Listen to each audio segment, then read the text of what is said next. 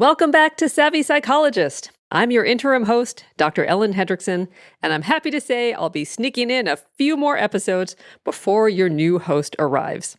Today, I'm back with an oldie but a goodie from the archives because I often hear people talking about midlife, looking back at the first half of their life and wondering how they already got to this point. And is it downhill from here? To answer that question, please enjoy this episode from 2016, where I do my best to help you understand the midlife crisis and why time seems to be going so fast. And I'll see you next week with a brand new episode. Hi, everyone, and welcome back to another episode of The Savvy Psychologist. I'm Dr. Hendriksen, and every week I will help you meet life's challenges with evidence-based research, a sympathetic ear, and zero judgment. So this week, I'll channel my best talking heads and, on behalf of every middle-aged adult, ask, how did I get here? Plus, why time seems to fly as we get older.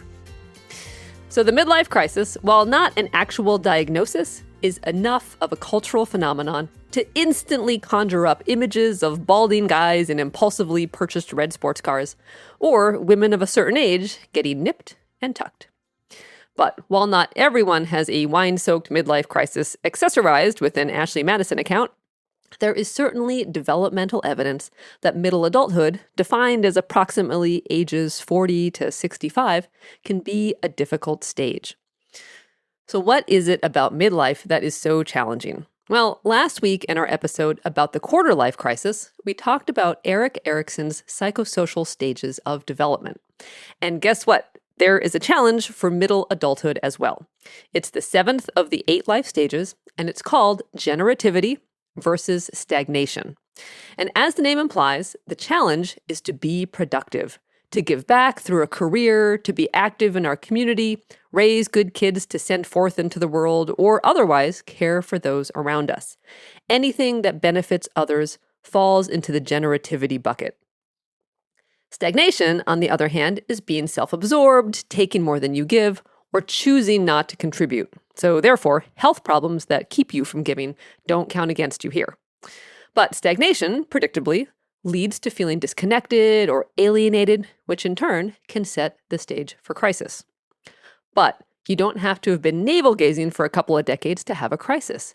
It's also around this age that kids start to leave the nest, which may leave middle adulthood types feeling irrelevant or unnecessary, particularly if they stayed home to raise their children.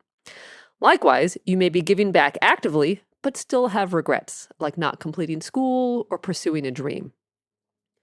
Or a midlife crisis may not be related to feelings of regret or irrelevance at all. It might be sparked by loss, because it's at this age that losing a parent becomes more common, which sets us up to feel like we're next in line on the generational escalator to eternity. So, this new salience of mortality can often make us feel like we have to kick things up a notch, or at least pay more attention to our one and precious life, which seems to be flying by at breakneck speed. And this phenomenon, time speeding up as we age, isn't new. The founder of American psychology himself, William James, wondered about the increasing speed of life all the way back in 1890. And in his classic book, Principles of Psychology, he wrote that our perception of time is affected by two things. So first, it's what we do with the time. And second, it's whether we're in the thick of things or looking back through the rearview window. So to quote, he says, "In general, a time filled with varied and interesting experiences seems short in passing, but long as we look back. On the other hand, a tract of time empty of experiences seems long in passing, but in retrospect short. A week of travel and sightseeing may subtend an angle more like 3 weeks in the memory, and a month of sickness hardly yields more memories than a day." Okay, so in short, when you're bored, time seems to crawl by. But look back on that same time and it feels short precisely because not much happened. On the other hand, when you're busy or engaged in something, time flies by. But look back and whatever you did at the beginning of that day, week, or month seems eons ago. So this phenomenon explains why on Friday I have no idea where the week went, but when I go to write our yearly holiday card, I can't believe how much actually got packed into a year. The things that happened in January feel like a million years ago. Now, here's another possibility. So Paul Janet, the French philosopher and James's contemporary, noted that time seems to speed up because the proportion of a given unit of time to one's lifespan gets smaller and smaller. So to illustrate, let's take 1 year. If you're 5, a year is 20% of your entire life. But by the time you're 50, a year is just 2% of your life. So from childhood on, as the proportion shortens, time seems to speed up. So put these two theories together, and next time you hear, "Are we there yet?" from the back seat, you'll know why. To a little kid, time, and especially boring time, really does seem to go by more slowly. Okay, so what does all this have to do with the midlife crisis? Well, as time seems to go by faster and faster, and the future seems shorter, we start to evaluate what we've generated thus far. And if we don't like what we see, we may be struck by a need to reassess. Which brings us to our 3 tips. Tip number 1 is add more firsts. If you're 30 or older, think back to high school or college. And how long do those 4 years seem? Probably a lot longer than 4 years seems these days. Why? Well, if we go with William James's theory, a lot of memorable events got packed into those 4 years. Lots of firsts, lots of novelty. So take advantage of the effect by adding more novelty to your life. Change things up. But change-ups don't have to be drastic like divorce or expensive like an around-the-world cruise. It can be simple. Switch up your schedule, take a new route home, use this weekend to explore your community. When each day or week follows a certain sameness, the time seems short. So change things up, and when you look back, the time will seem longer. By contrast, if you want to feel like time is passing more slowly as it happens, take a break. Do nothing. Close your eyes for 1 minute. Or sit on your couch, but don't look at a screen. Just sit. At most, look at the flowers in your window box. And poof, magically, time slows down. Tip number 2 is reconsider what it means to be happy. Or in the words of Pharrell, clap along if you know what happiness is to you. So all of us set our goals within a context of time. So as we age, our goals change. And as the future gets shorter, our goals may naturally shift from competition to connection.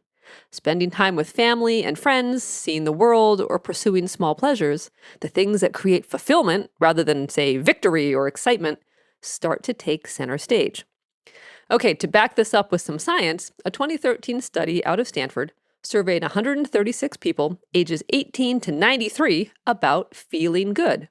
And younger participants valued what the researchers called high arousal positive affect, like feeling excited or proud, as well as low arousal positive affect, like feeling calm, peaceful, and relaxed.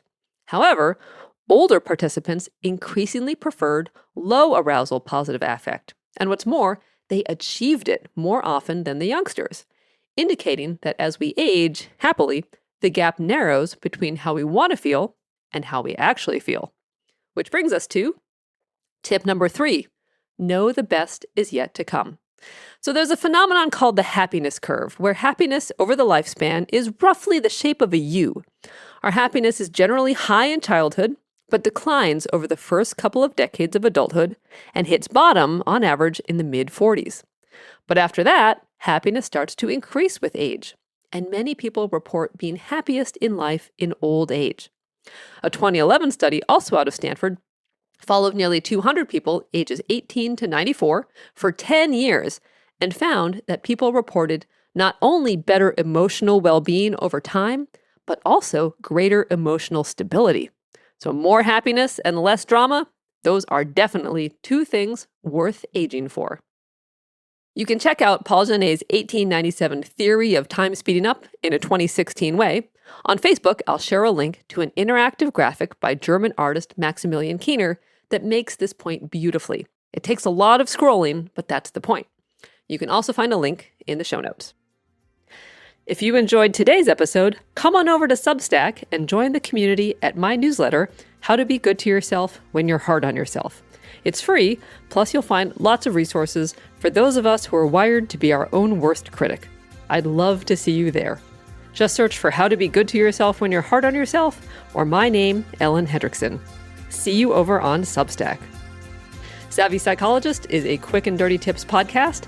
Thank you to the team at QDT, Steve Frickeberg, who engineers the show, Director of Podcasts, Holly Hutchins, Morgan Christensen in advertising, and Rebecca Sebastian and Nathaniel Hoops in marketing. Follow Savvy Psychologist on Apple Podcasts, Spotify, or wherever you listen to podcasts.